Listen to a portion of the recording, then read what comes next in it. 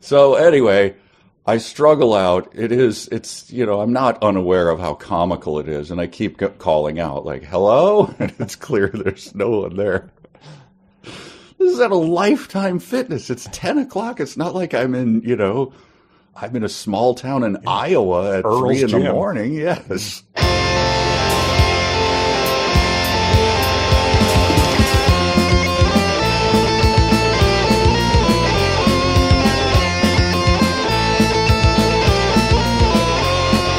Yeah, that looks right.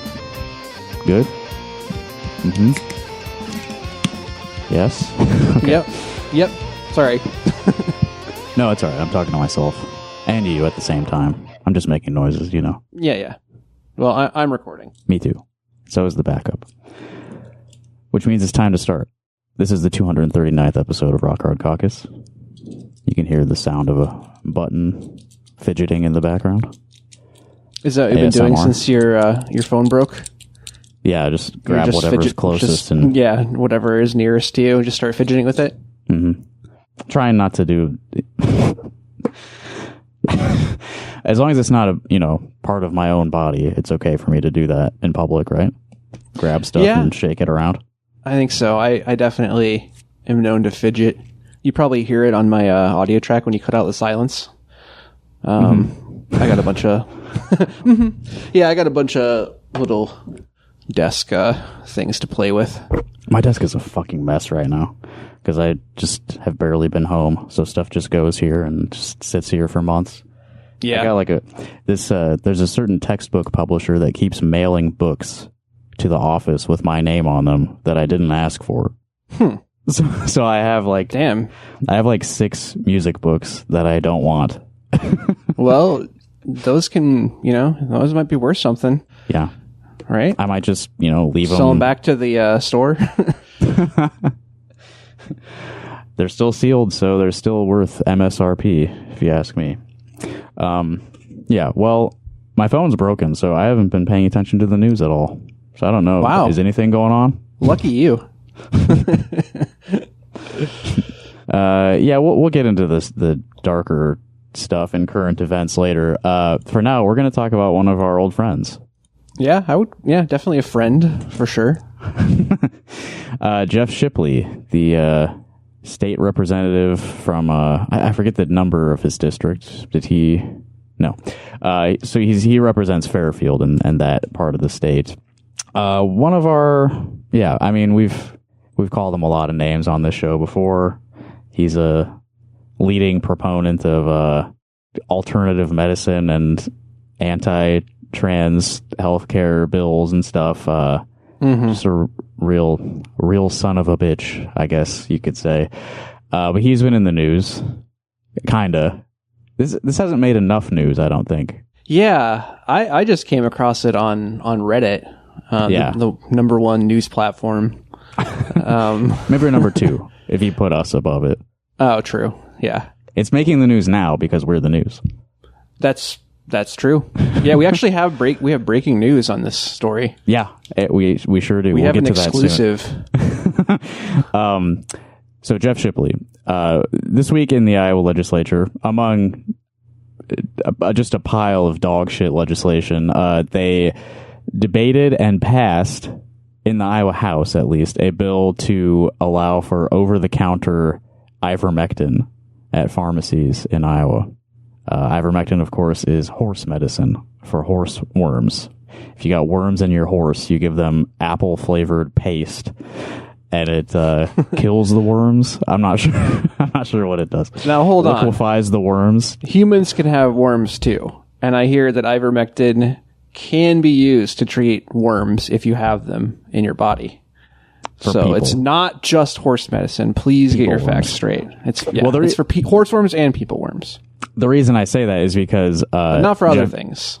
Jeff Shitley himself, as this bill was being debated, he posted a picture of himself holding a box of Ivercare branded ivermectin in the Capitol, like as the bill is being debated, and it is like the horse kind. It's got a silhouette of a horse on it. It says apple flavor. It says treats up to 1,500 pounds. So like horses that are so your whole 1,500 family. pounds? No, your whole family. Yeah, Just the combined weight of you and your large sons. So somebody, Evan saw this and sent it to me. Somebody named Dark Gray on Reddit reached out to Shipley. I saw Jeffrey Shipley voting on over-the-counter ivermectin and called him to question why, as many Iowans should. During the course of our phone call, he asked if I think oncology works better, and I said yes. So that the question is, does oncology work better than ivermectin? To treat what? Cancer? Oncology is for cancer, yes? So yeah. I don't have think people I've been heard claiming of... that ivermectin cures cancer? Well, probably. Probably. But it's an alternative COVID remedy, right? That's why they have been pushing ivermectin the past few years? Yeah, I guess. Then, I don't know, maybe ivermectin, manufacturers were like, you know what? It also treats cancer. This. If people think it's good for this, then, might as well sell as many as we can. Yeah, it's an all cure. I remember saying on a previous episode, if you make yourself stupid enough, the placebo effect will always work. Yeah. So that's one way to deal with your health in this increasingly dire healthcare situation. Just make yourself dumber. Placebo everything away. It's working for us. I definitely feel dumber. And I'm healthier than ever. Yeah. So this person, this concerned citizen who called Representative Jeff Shipley, said that they do believe oncology works better than ivermectin. And elected representative Jeff Shipley, according to this Reddit poster, he immediately said, well, you sound like a... We'll insert some bleeps here.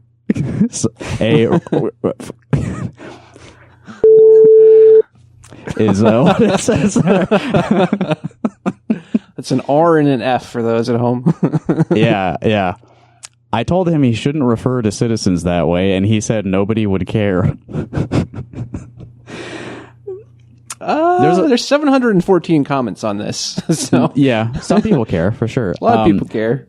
There is a lesson to be learned here. If you're going to call one of your elected officials, record it.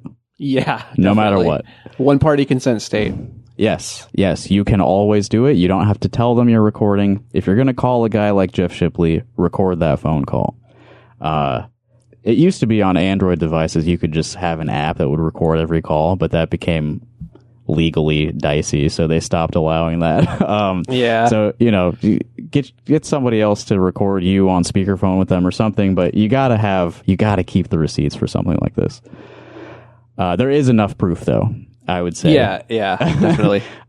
They shared, so I guess, it says here, he actually found my personal Facebook profile and preemptively owned up to it.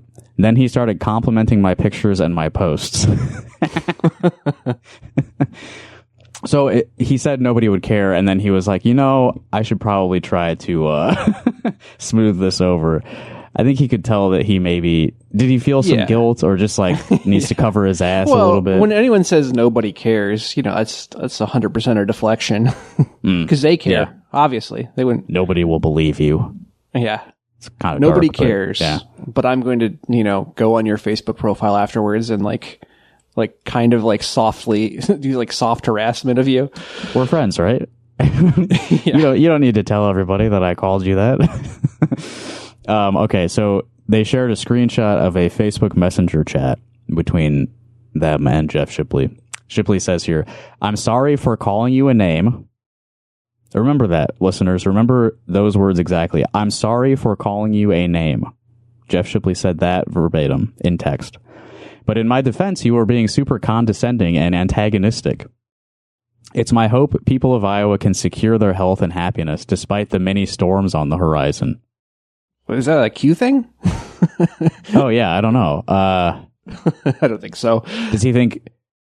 Well, I guess, measles is getting really bad. Yeah, that's true. If we're talking about, health crises going on right now. Not even on the horizon, but literally happening as we speak. Thank you for your comment on my post and furthering the public discussion. All the best. And my condolences again on the loss of your loved one. What a smarmy fuck. Yeah. I fucking the hate person, him. then responded, Jeff, you called me a for talking about chemotherapy in lieu of horse paste. So I'm glad that they did not take the insincere sort of like, oh, my condolences on the loss of your loved one. Like, fuck off, dude. You just called me 2 slurs. Okay, so yeah, the person said, you called me a, and then the words. Jeff replies, yes, and I've apologized. So that's, again, admitting that he said it, right? Mm-hmm. That he called this person those words. Ivermectin is a well-established anti-parasitic medication with a well-established safety profile. Iowans are already using it off-label and procuring it from a variety of sources. He's going like the decriminalization kind of route with this. Like, yeah. If we don't legalize it, they're just going to get it off the streets, and it will be like a less pure product. Yeah, they're going to have to resort to the horse stuff. This bill just allows a pharmacist to offer it over the counter if they so choose. That's not what I recall the bill saying. A pharmacist can offer it over the counter if they so choose. I think it's you can buy it no matter what. Yeah, I think it said the pharmacist did not have a choice in the matter. You do not have to consult with the pharmacist. They are not allowed to tell you shouldn't take it, is what I remember the bill saying. Yeah. You say, I need this for my 1,500-pound family. We got a lot of worms. If you want to blame other people for cancer, that's not very fair either. What the fuck does that mean? I assume the person brought up farm runoff or something, and Jeff can't allow that. Mm. If you want to blame other people for cancer, that's not very fair either. A lot of people perish from chemotherapy as well. A lot of people perish from cancer. So the thing is, like you get aggressive treatment like chemotherapy to kill the cancer, because that is like the number one threat to your life. Oncology is far from perfect, unfortunately. There is a big difference, I think, between getting chemo and getting ivermectin over the counter, right? I think so, yeah. Like, you can't just ask for chemo and get it. And that's what this bill is doing for ivermectin. I don't know. Like, they should legalize over-the-counter chemotherapy. My body, my choice. I mean, if it treats cancer, it probably can prevent it too, right? I guess that's true, yeah. And as they say, an ounce of what? Prevention. Ounce of prevention is worth 1,500 pounds of 1,500 pounds of cure. Your anti-AI post was very well done, says Jeff Shipley. I wonder, is he against AI? He's trying to find common ground. Yeah, trying to be like, listen, we agree on some things, right? Right? And then this person responded to Jeff, you are not for government under any circumstance. If you call people R-worded F-slurs for bringing you up to speed about how your rhetoric affects people, you know that you need to resign. And Jeff ends the conversation. Again, in my defense, you were being super condescending, so I got frustrated. Mm-hmm. Evan, have you ever been frustrated? Yeah. When you get frustrated, do you call people slurs? No. Yeah, it's not really part of it's not like a knee-jerk sort of thing that I just throw out when I get in an argument with somebody. Mm-hmm. I feel like maybe I've grown out of that kind of thing, but I don't think I ever really was calling people stuff like that. I don't think so. It doesn't reflect well on you if like that's where you go so quickly when you are part of the state legislature and this is somebody like you represent, maybe not directly. I don't know if they live in the district or whatever, but the entire state of Iowa are your constituents if you are a state legislator, and you in the course of one phone conversation you start resorting to words like that. I mean, it shows you where his head is at. He's basically the representative from 4chan. Like that's kind of his thing. Mm-hmm. He spends a lot of time among people who do like to say that for really any reason. Like there's a lot of people out there who will just, they think it's funny to use those words. Right. And so they just throw it out there all the time, try to get a reaction. And that's also funny to them. It's just fucking trolling shit. Yeah, and you shouldn't do that, but there's also, I feel like, a level of severity when it comes to like internet posts and text versus like a phone call with a person who knows who you are and where you live and stuff, like, and where you work, like you are part of the government. And you said this on a phone call. Again, I wish the person had recorded it because then we'd have that. But he does own up to it multiple times in that conversation, which is a little bit different from how he responded to my email to him about this. I just kind of thought, maybe we should try to egg him on to get into this a bit further. So I emailed him the other day, Representative Shipley, I just came across this thread on Reddit, and then I linked it. We will likely discuss this on our podcast soon and wanted to give you an opportunity to share your thoughts. Care to comment?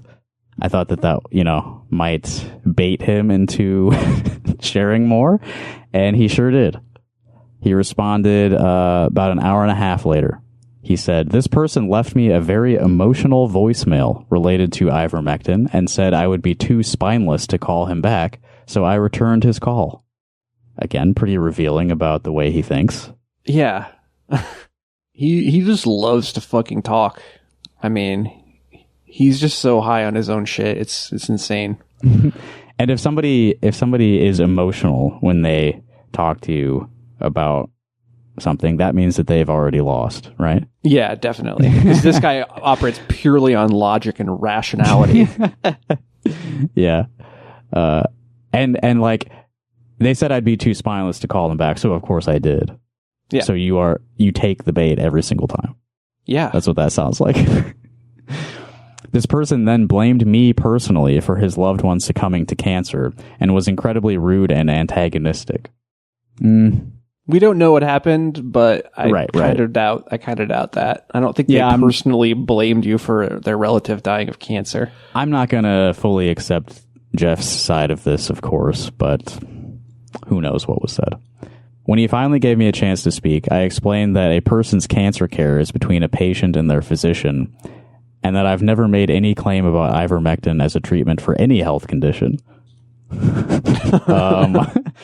Why do we need this to rise to the level of like government intervention to allow the sale of this product over the counter if you don't think that it is a treatment for any health condition? Why is this important to you then? He is a worm. He is one of the worms inside. Absolutely. You'd think he'd be opposed to this stuff, but this person then went on an emotionally unhinged tirade about abortion, to which I asked a rhetorical question, and then he puts in quotes, are you a ... A rhetorical question. What kind of rhetoric were you trying to provoke there? Yeah. And we don't know what the person said about abortion either, so I couldn't. I don't know what you could say about abortion that would prompt that kind of response. I don't either. I never called him a name. I merely asked a rhetorical question. All right, let's run it back, folks. Let's check on what he said in the Facebook Messenger conversation again. Again, in this email to me, he says, I never called him a name. I merely asked a rhetorical question. Now, referring back to this, first thing he said in the Facebook message, I'm sorry for calling you a name.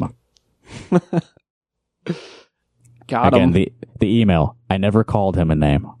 The Facebook message, I'm sorry for calling you a name. All right? Sorry for repeating myself over and over again, but we got him. This person then became unglued, so I apologized. Well, it's you their already fault. said they were... He wouldn't have apologized if they took it in stride. Yeah, you already said that they were like very emotional. I think you said unhinged. Yeah, emotionally unhinged. How many times does it say emotion in this? I guess only twice, but unglued, unhinged. I found him on Facebook and liked one of his posts warning about the negative impact of AI on our culture and humans' ability to think, and I apologized again. Now, to me, this is a veiled threat, right? Like, we had this contentious phone call where I called you a couple of slurs, and then I immediately logged on to social media and found you. And what's the implication there? The implication is I can find you, right? Yeah. Like, don't fuck with me or I will fuck with you.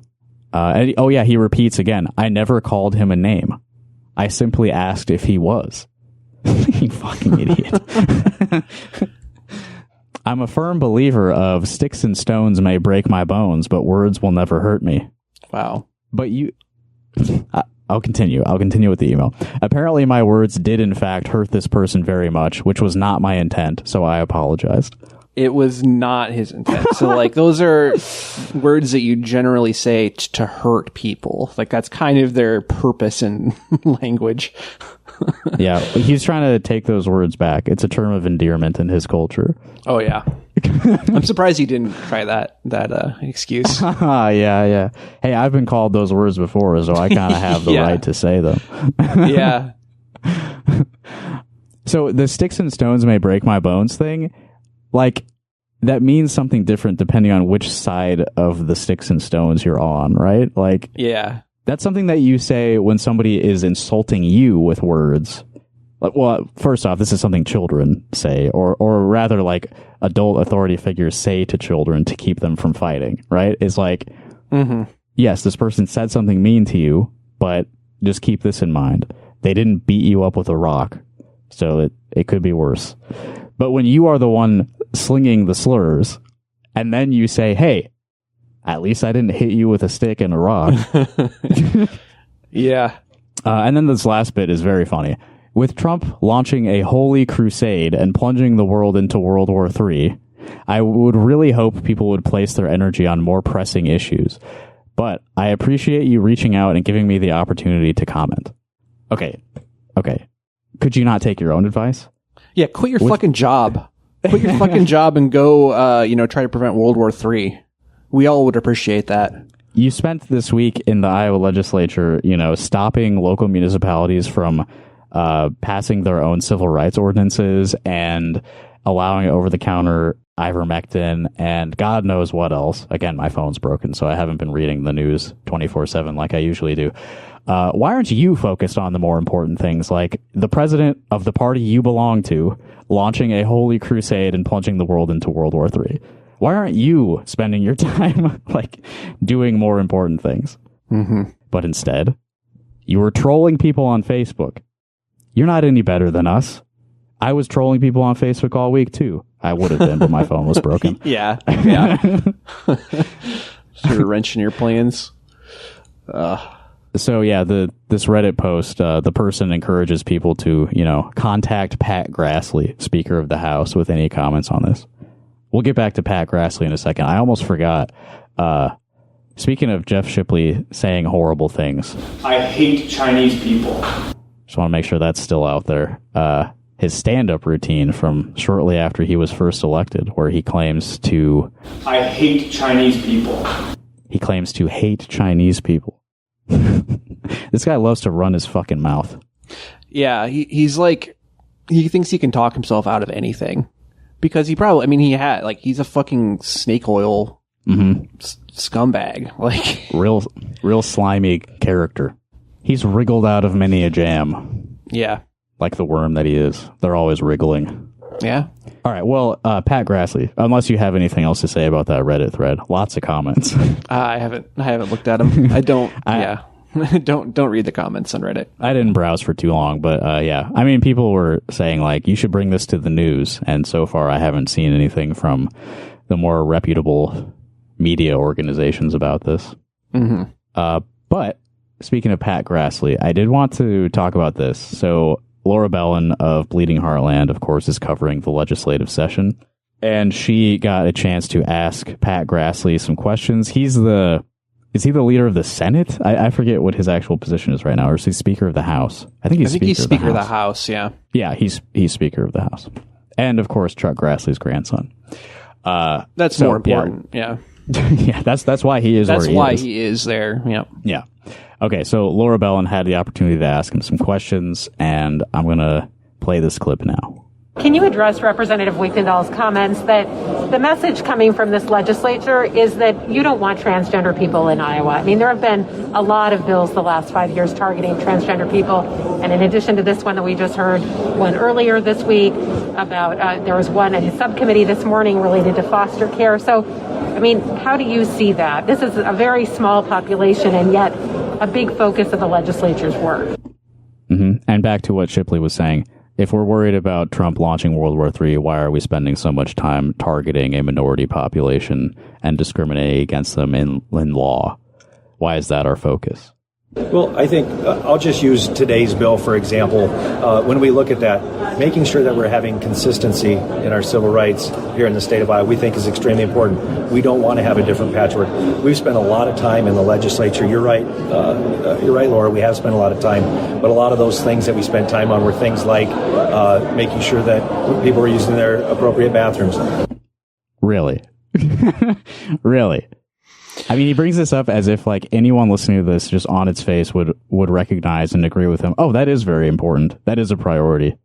That we make sure that trans people are not using the bathroom they want to use. That is more actually that is more appropriate for them to be using.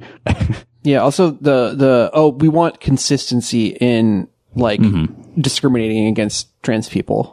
Like, right. We don't want them to have any like havens throughout the state. Yeah.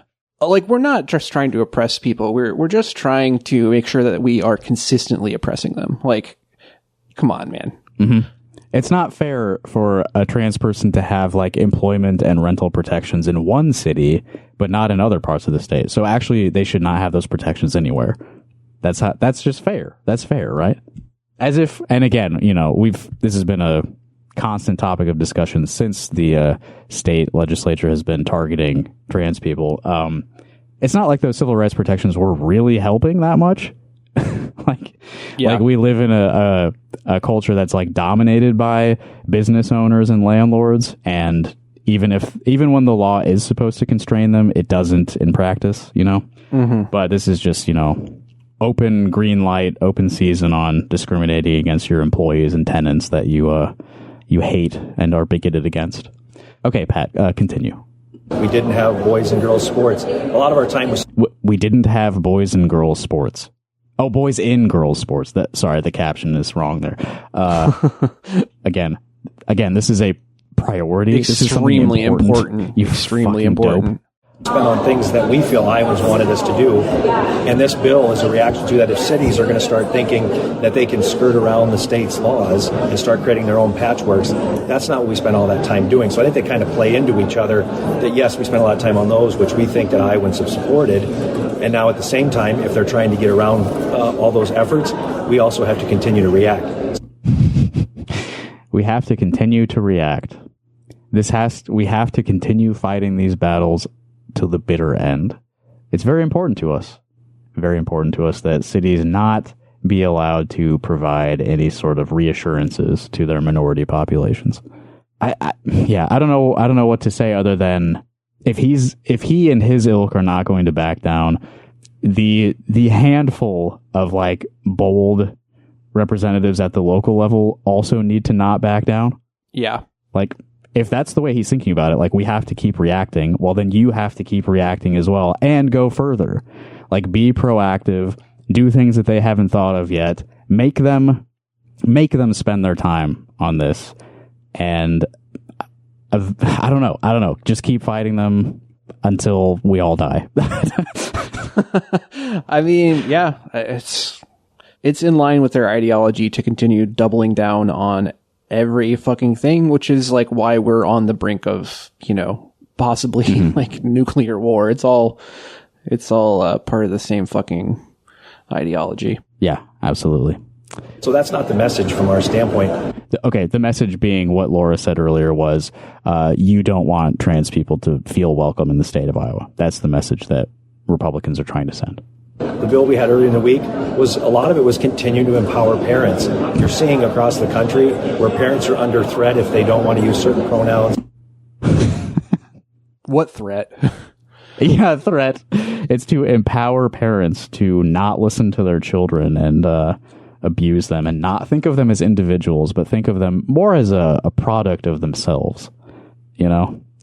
They're under threat if they don't want to use certain pronouns. and do some of these other things that I think that we're seeing, especially in other states. But we don't want it to come to Iowa. We want to get out in front of some of those things. So I think, and hopefully I answered your question there. Are transgender people welcome in Iowa? Can you address that? I think Iowa's extreme. There's a reason why we're called Iowa Nice. I think everyone is welcome to be here in Iowa. But at the same time, like this bill today was looking at cities that don't want to follow the state law. We do that on a lot of different topics. When we banned plastic sacks over in Iowa City, that was a perfect example. We've done these kinds of pieces of policy before. It just so happens to fall in this category. No fucking clue. I don't remember that at all. What did he say? I'm sorry, I wasn't looking at the caption, but I guess the caption was wrong too. So this sort of like not allowing local municipalities to make their own rules. He brought up Iowa City banning plastic sacks as an example. Oh, sacks. I thought he meant, I was like, man, plastic saxophones? Like, what are this dude hates Ornette Coleman. God, but that it's hard to listen to anything he says after he says Iowa nice. Yeah, for real. That's why I tuned out. Yeah. Does anyone in the world still think that means anything? If it can just be thrown out in this context and the guy thinks that he's like saying something meaningful. He's learned a lot from his granddad of like how to say something without actually saying anything. Sure. Yeah. Did I answer your question? Did I answer your question for you? Like, fuck no. He did not. Yeah, and props to Laura for like just repeating the question. Like, yeah, it's kind of a yes or no question. But yeah, politicians hate answering those, of course. Yeah, but when you're defending just putting a green light on oppression and yes, they are trying to force people they don't like out of our society, either by like fleeing or dying, like revoking healthcare and like civil rights from them. And then to say, well, yeah, we're Iowa Nice though, so they are welcome. That's what Iowa Nice is? Like, I mean, this is also, what were we just talking about? One of your colleagues calling someone on the phone for asking him questions about a bill he was promoting. Is that Iowa Nice? Like, if Iowa Nice means you can pass laws that discriminate against people and you can directly call them slurs, what's left that's nice in there? Well, it's nice for guys like him and guys like Jeff Shipley. Yeah. Iowa Nice means that I'm allowed to do and say what I want, and you can't have an emotional reaction to it. You cannot go on an unhinged tirade. You have to, I can say slurs to you, but I said them calmly, so it's okay. I wasn't the one freaking out here. Okay. It's time to get into the true threat to all of us, I think. But there's kind of something funny happening because of it, I guess. The Zach Nunn stuff. Reading from the Des Moines Register here, our old friend Brianne Pfaffenstiel. Zach Nunn postpones fundraiser with Pete Hegseth after Iran war deaths. Oh, people are dying? I've Sorry, heard. guys, my phone's broken. Yeah. Well, it's kind of, there's not really a lot of on the ground news coming out. It's kind of a big blackout on that. A little murky. We have no idea what the fuck is happening. Yeah, I know a lot of like children died when the U.S. and Israel bombed an elementary school. I know about that. But Americans died? Oh my God, stop the presses. U.S. Representative Zach Nunn has postponed a planned political fundraiser with Secretary of War Pete Hegseth that had drawn criticism in the wake of 2 Iowa service members being among the first casualties in the U.S. war with Iran. Okay, yeah, I'm skimming here. 6 American service members were killed in an Iranian strike, including at least 2 Iowans. So what's the deal? Why are we so overrepresented in like the death count so far? I think, from what I understand, it was a unit that was based out of Des Moines that, I don't know, again, where I don't think they've really released any details other than the unit that they belong to. Yeah, the names like of the where dead have come out, where it happened, like what happened. I mean, they might not know. Who fucking knows? This is like the worst managed it's insane on every single front. It's like, I don't know. It's kind of hard to talk about like anything right now because it's just like this huge scythe hanging over our heads. Like the economic consequences, the human consequences. Yeah. It's just like kind of mind boggling. And it really feels like, I mean, the century of American humiliation is fully in effect right now. Yeah. It's fucking wild. It feels like a red line has been crossed. Did you see, Trump posted on Truth Social at like 6 a.m. today. I don't know if I have it pulled up, but just the most crazy shit I've like almost ever seen him post. And that's, of course, saying something. He's in Führer bunker mode. He's like... Oh, yeah, for sure. Mar-a-Lago is the bunker. Yeah. Pretty easy to find on a map, though. Some kid got killed there for showing up with a gun like a week or two ago. That's true. Okay. He posted this morning.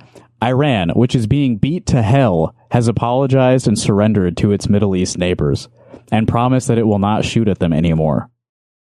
This is complete fantasy. Like, what are you talking about? No, they haven't. This promise was only made because of the relentless U.S. and Israeli attack. They were looking to take over and rule the Middle East. Oh, it's Iran who has ambitions of doing that? It is the first time that Iran has ever lost in thousands of years to surrounding Middle Eastern countries. What? That's not what I've been seeing. They have said, thank you, President Trump. I have said, you're welcome. Iran is no longer the bully of the Middle East. They are instead, and this is in all caps, the loser of the Middle East, and will be for many decades until they surrender or, more likely, completely collapse. It's like the more they project confidence, the less confident that things are going well. Yeah, like, I don't know who's reading this and thinks it's... There's zero chance it's going well. The fact that these statements are being made, like, oh my God, it's unprecedented waters. I think placebo has to work very well on you if you read this statement from the president and believe it and feel good reading it. So he said that Iran has been like beat to hell. They thanked him and apologized to all of their neighbors. And then he goes on, today Iran will be hit very hard. Under serious consideration for complete destruction and certain death because of Iran's bad behavior are areas and groups of people that were not considered for targeting up until this moment in time. So that's civilians, right? Like, you can't be talking about military targets, which you've pretended you've been targeting since the beginning of this. But of course, we know you've been blowing the shit out of non-combatants. Thank you for your attention to this matter, President Donald J. Trump. That looks to me like Exhibit A at the War Crimes Tribunal, right? Like, what the fuck is this? He basically said, like, yep, they've surrendered, and we're about to continue pulverizing them. Yeah, was it like Hegseth said some shit like, we're not going to follow like the woke rules of engagement or some shit? Yeah. Just daring anyone to do anything about it. The terrorist threat level in America has increased to severe. Oh my God. Yeah. And there's that shit where like, journalists will ask Trump like, hey, should we be worried about like terrorist retaliation? And he's like, yeah, probably. Yeah. So yeah, I think that they think nobody has the power to stop us. Nobody has the power to hold us accountable. And maybe that's the case right now, but I'm hoping it's not the case for very long. Let's see, you know, 3 or 4 weeks from now where we're at. You know, we must be stopped. We've said this like multiple times on the podcast, and it doesn't seem like Iran has much to lose right now. So I don't really think that they're going to be surrendering anytime soon. Also, you know, the IRGC is kind of like in control of the country from what I can tell. Like, and they're like completely decentralized and like don't really need like, you know, like you can kill the Ayatollah or whatever, but that doesn't really mean that they're not going to like continue fighting. Right. It seems like they really did not know what the fuck they were doing when they did this. It's hard for me to understand. I guess, you put like very stupid, unqualified people in positions of authority. They have their hand on the trigger of the military. And military is about following orders. So even if it's incredibly stupid and it's going to cause huge blowback, you just do it. But how could they be that stupid? Like, you thought that... I don't know. There's like, I've seen theories, like this is like just gearing up to like cancel the midterms, like I don't know. It's hard to fucking feel what is like who the fuck knows.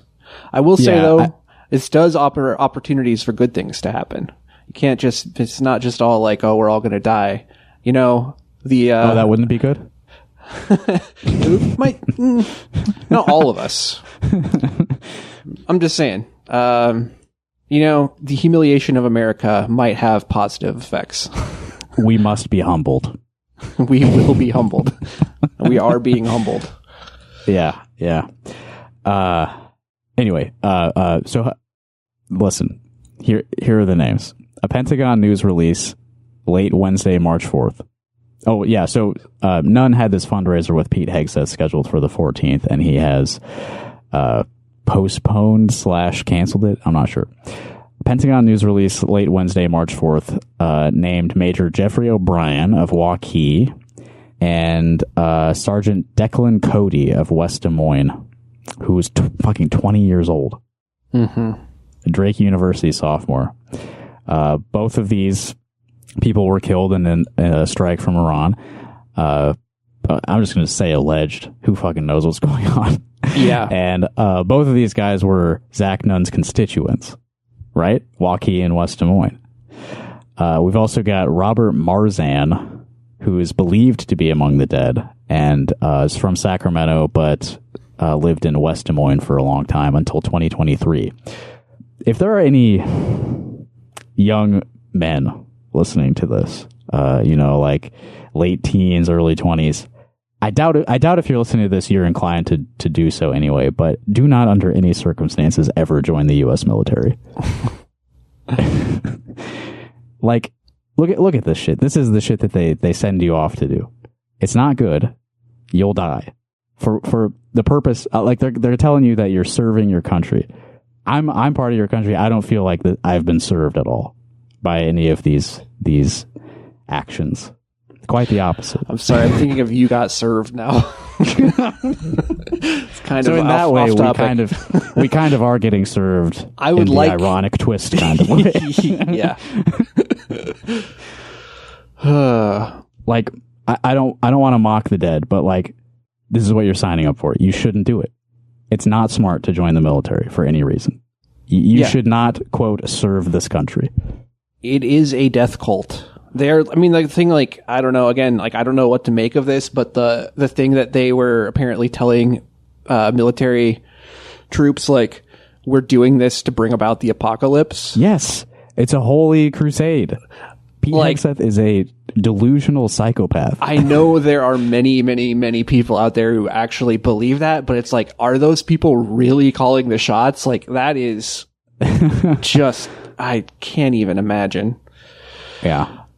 My focus as a combat veteran, dad, and member of Congress is mission first, prioritizing Iowa service members forward deployed, supporting families on the home front, and helping American citizens in harm's way get to safety, Nunn said in a statement on Thursday. Our prayers are with the families and our action is with our troops on the front lines. Hey, didn't Congress have like a big vote about like war powers resolution? Mm-hmm.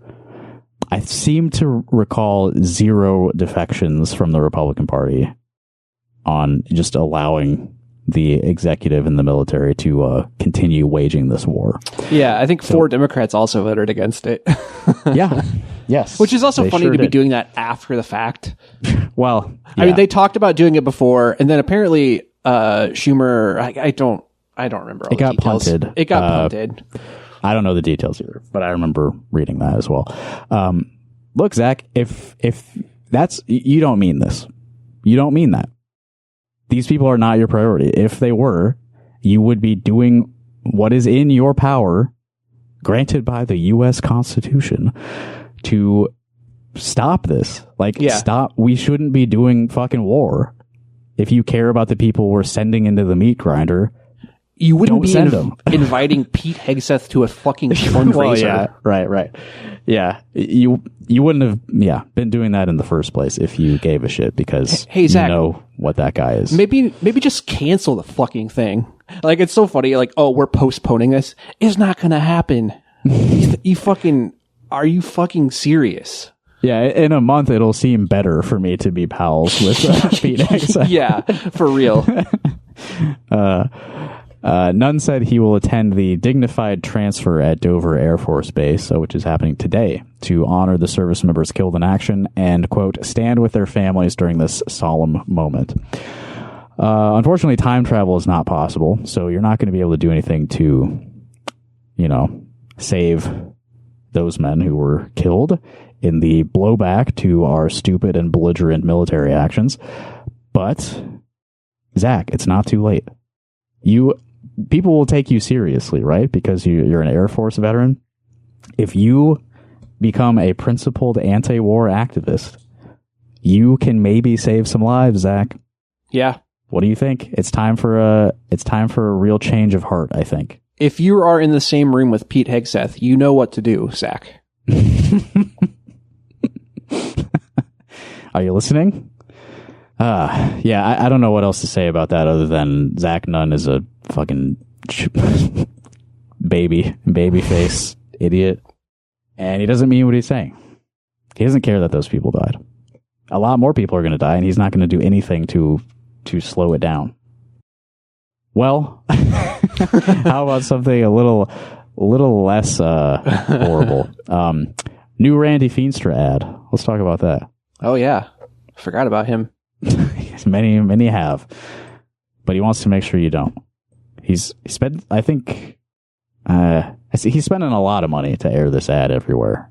So we're helping him out by playing it on the podcast as well. First duty of the American government is to protect American citizens, not illegal aliens. If you agree with this statement, then stand up and show your support. DC Democrats refused. So I didn't watch the State of the Union, but I did hear about him saying this, that the first duty is to protect U.S. citizens, not illegal immigrants. But that second part where he says, stand up if you agree with this, sounds AI. I didn't go check the speech to see if he actually said that, but it doesn't sound real. Yeah, that is also like a weird thing to say. Like they like to stand and clap a lot at those things, from what I understand. That's what they're doing the whole time. Yeah. Yeah. But it comes across as like a share if you agree. Like Facebook AI slop. Just have Donald Trump say, hey, Jesus is king. Share if you agree. And Rob Sand is just another Democrat politician who does the same. Randy Feenstra stands with President Trump, securing our border and deporting illegals. We're just playing the audio for you guys at home, but as it says that, there is video of like brown people being marched onto a plane. It's like, Jesus, dude, you're a fucking Nazi. This is very blatant fascist imagery. Crazy shit. Feenstra passed Sarah's law, stopping violent illegal aliens from hurting Americans, standing with Trump and us. Randy Feenstra for governor. Evil fuck. So yeah, targeting Rob Sand there, though, very unfair attack. Like, hey, if Rob Sand had been there, he wouldn't have stood either. That's so weird because he's not there. He won't even be there.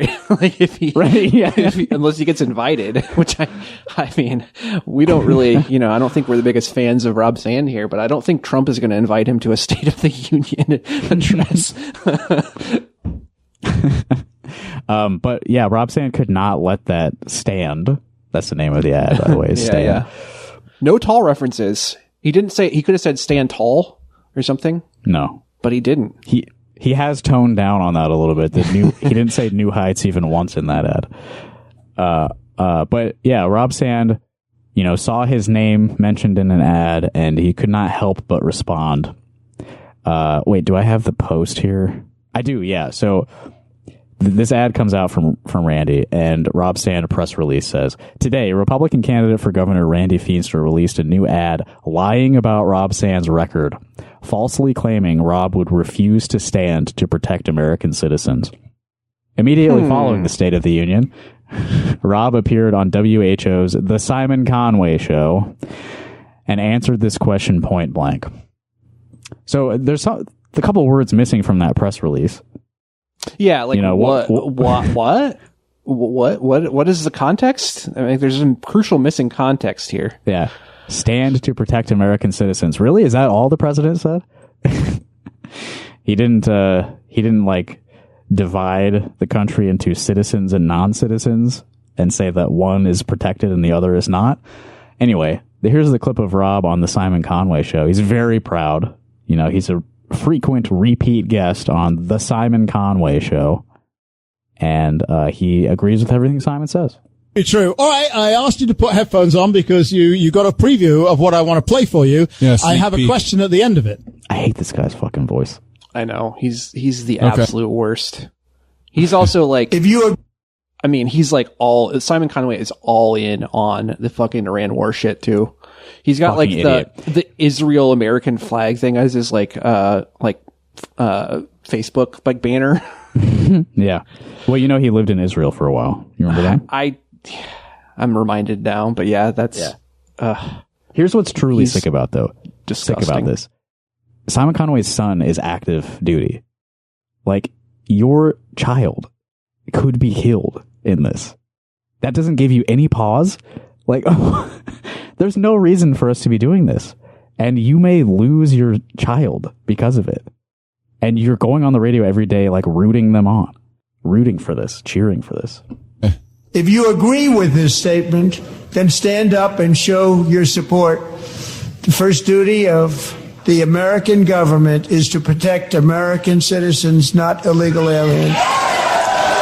And the applause was long. We're not playing all the applause, I assure you. Because why waste the time? The applause was long and the Democrats sat on their hands. If you'd have been in that chamber, would you have stood up or stayed sat down? I'd have stood up. Okay. And I'd have applauded.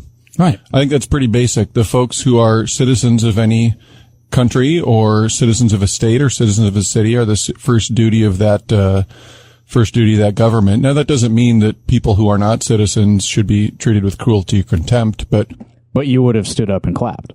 You would have stood up and clapped for the guy who is treating them with cruelty and contempt. Yeah, what is the message what do you think that Donald Trump is saying? What is he saying? He's not saying what you're saying, Rob. He's saying citizens are to be protected from immigrants. They are our enemy and they are less than you. That's the point of what he said in the speech, man. Sorry, Evan. No, you got it. I was so pissed. No, that's what I was going to say. I mean, once again, Rob Sand wants us to think that he is extremely stupid. That is his whole campaign is, I am as stupid as you are. I guess that's kind of a Democratic message. I got news for you, Rob. You will never be as stupid as me. Correct. yeah, first I duty. got vaxxed yesterday. That's a reasonable statement. But I'm feeling extra. I got vaxxed yesterday. Like, you did. You can never be stupider than I am right now. I got to tell you, man, those vaccines really work. Yeah. Last year at this time, I felt like shit because I didn't get vaxxed. Very stupid on my part. This year, I've been healthy as a 1,500-pound horse. Hell yeah. I'm in. Mm-hmm. You know my whole thing. Is your word bugbear? Or you bugaboo? It's like the thing you hate. You use that term. I know what you're saying. This is the reflexive partisanship of a two-choice system, right? Where there are so many people out there that it's just, well, whatever it is that comes out of the mouth of a person on the other side, I agree. I have to automatically disagree with. And I just think that's a terrible way to go through. I agree with you on. He's doing bants. Yeah. It's just palling around with Simon Conway is just so fucking gross. Somebody needs to corner Rob Sand and just say, hey, did Adolf Hitler have any good ideas? Yeah. Because I think he would really honestly have trouble answering that question. Man, you suck, Rob. What can I say? You want to talk about this data center thing before we go? Yeah, sure. Probably spend a couple minutes on this. Positive, happy story. It's kind of, yeah, it's kind of a little funny. It's a little good and bad. So I'm going to read from let's read from KCRG first. They can give us a little bit of overview here. This is from Lacey Reeves at KCRG. The Lynn County Board of Supervisors said Google has pulled out of its plan to build a data center in unincorporated Lynn County. I can hear you applauding at home. They're not going to build a data center in Lynn County? Yes. A win for the people. Instead, it's planning on trying to build one within the city of Palo's jurisdiction through annexation of the property. No! This comes after the board approved an ordinance to regulate any future data centers back in February. So now let me read the Lynn County official government press release on this topic from March 4th. Google LLC has informed the county it will pursue annexation of its proposed data center site into the city of Palo, ending months of good faith negotiations with Lynn County over the regulatory and economic framework for its planned $1 billion plus data center development on approximately 545 acres in unincorporated Lynn County. So this is of course shady behavior from a multi-trillion-dollar corporation. Who could have foreseen this outcome? Yeah. Oh my God, they're competing in a race to the bottom. They're trying to massage things in a way that they have to pay the least amount of regulatory costs and least amount of giving back to the communities that they're operating in. Mm-hmm. Oh, they're just looking for a good deal. Shocking. There's nothing wrong with bargaining, right? Shopping around. Over the course of several months, Lynn County staff worked closely with Google's team to develop a data center zoning ordinance that ensured meaningful protections for county residents while providing a workable regulatory path for the project. The county engaged in extensive dialogue with Google throughout the drafting process, working diligently to build a framework that served both the public interest and the company's operational needs. So I think, now that this twist has occurred, you could maybe look back at those months you spent working closely with the multi-trillion-dollar corporation and maybe regret having spent all that time working with them in good faith. Maybe you shouldn't have done that. Maybe you should have just said, fuck off. The only purpose of this data center is to siphon resources from our community, right? For your own profit. That's it, right? There is no benefit to the local community for having this data center nearby. Listen, there might be a couple dozen jobs, maybe. That's not a big benefit to you? People get paid to build it. You hate the working man over here, or what? That's right. I do. I hate them.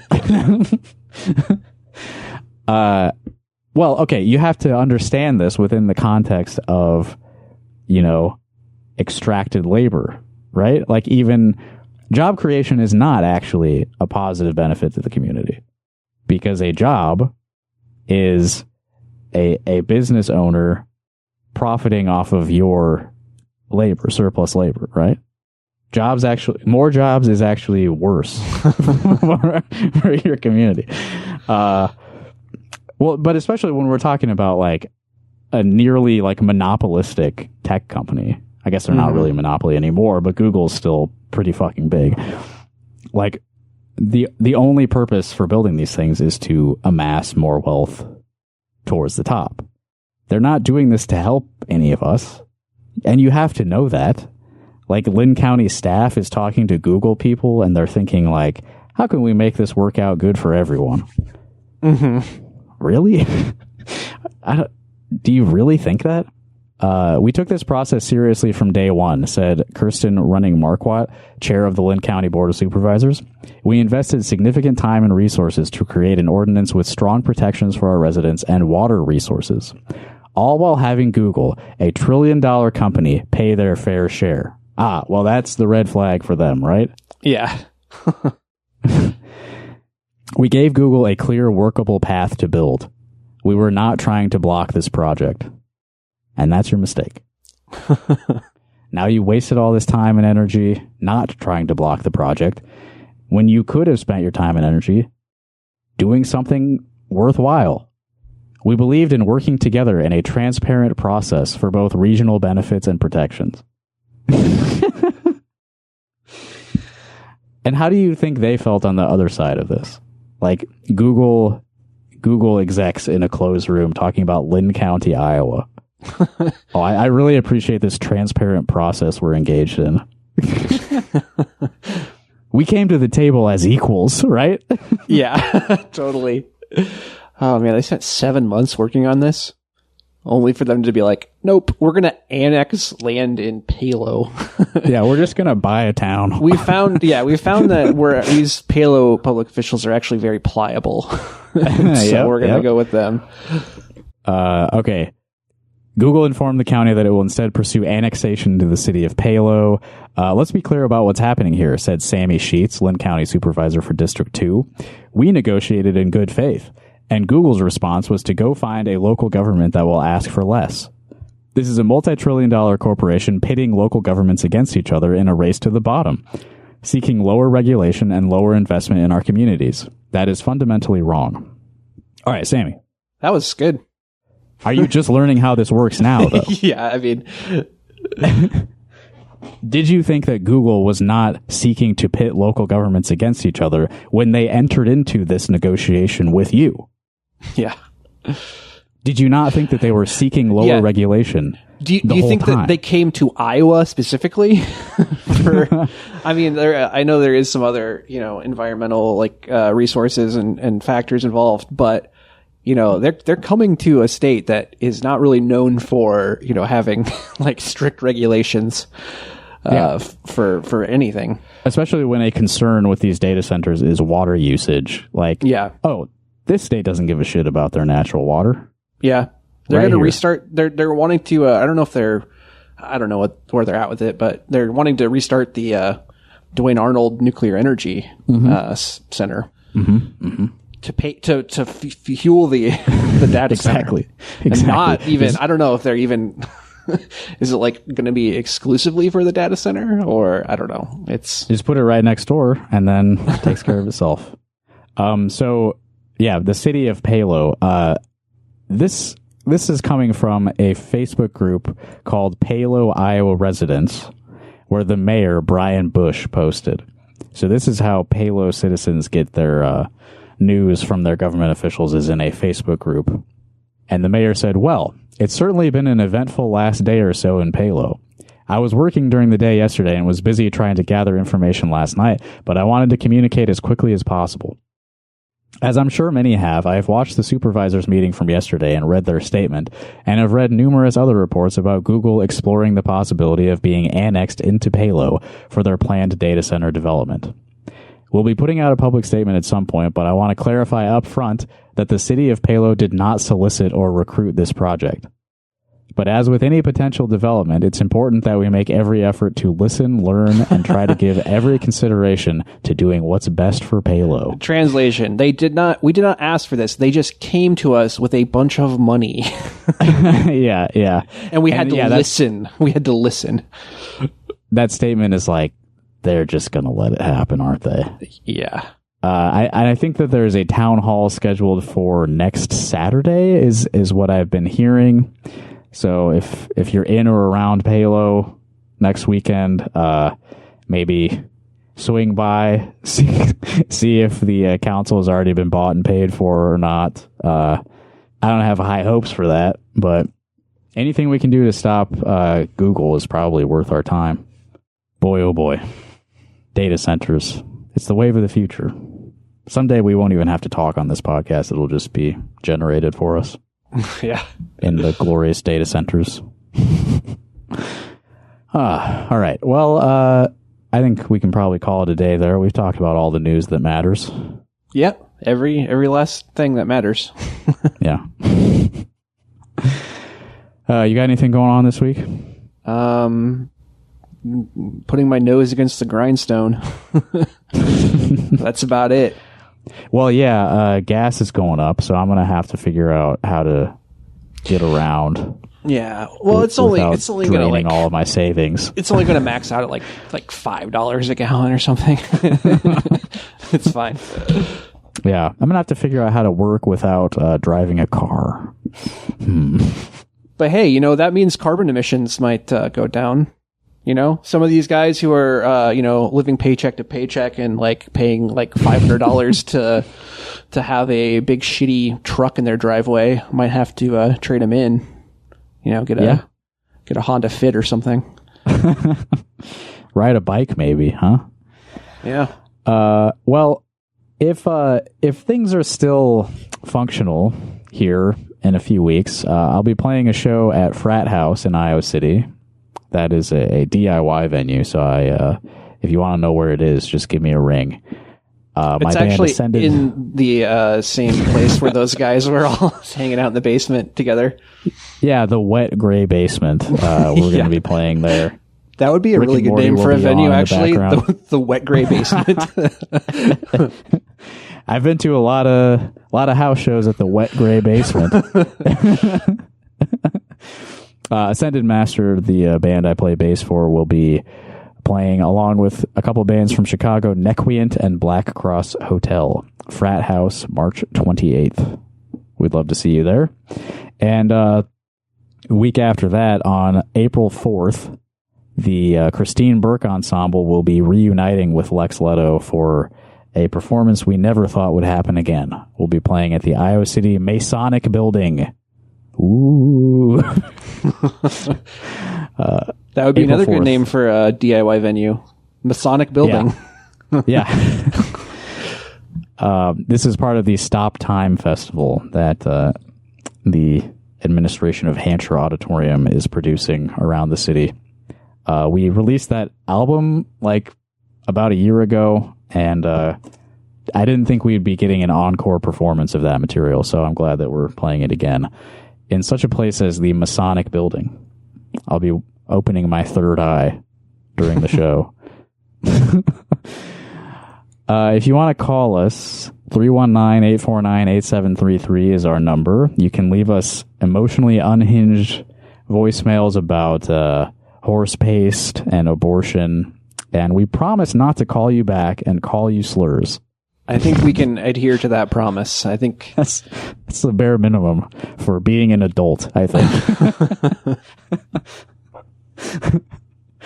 But yeah, we love getting voicemails, and we love hearing from people. And there's a lot of episodes where we listen to voicemails and respond to them. It's called Rock Hard Call Us. You can find those episodes at patreon.com/rockhardcaucus. It's been a bit since we've done one of those, but we have been recently recording a show called Talking Shat, where we reviewed William Shatner's show Invasion Iowa, filmed in Riverside, Iowa in the mid-2000s. We did not really like the show, but it was fun to watch and talk about, and it's cool to see a TV show produced so close to home, even if it's not very good, and kind of seems a bit... kind of exploitative. Yeah. Kind of talking down to Iowans, but it's fun. We got the 4th episode out last week. 5th episode will be out this week with our friend Will Roberts. And I haven't done it yet, but we're hoping we can maybe reach out to some people who were on the show and have a conversation with them. Haven't done it yet, but I'll try. I promise. My phone's broken. Come with some slack. Right. All right. Well, speaking of Lex Leto and the Christine Burke Ensemble, I'm going to play a track from that album that we released a year ago. The song is called New Song, but now it's a year old, so it's not as new. If you want to go get your own copy of the album, go to lexleto.bandcamp.com. It's pretty good. It's, probably one of the better albums I've ever played on. Well produced. A lot of effort went into that. If you have a project that you put a lot of effort into and you want us to play it on the show, please reach out. We love putting local music at the end of the show, and it could be yours next week if you call us right now or email us, whatever. Yeah. Whatever works for you, as long as your phone isn't broken. Right, yeah, I guess. I mean, but you can use like a desktop computer or a laptop or a tablet. or a number of devices, maybe a smart TV. I've been carrying this big tablet around with me, and I was using it at Taco John's the other day. I was just sitting at the table at Taco John's using their Wi-Fi on my using their free tablet. Wi-Fi. That's awesome. I feel like a crazy person out there. All right, well that's all for today. Thanks for listening, everyone, and thank you, Evan. Thank you.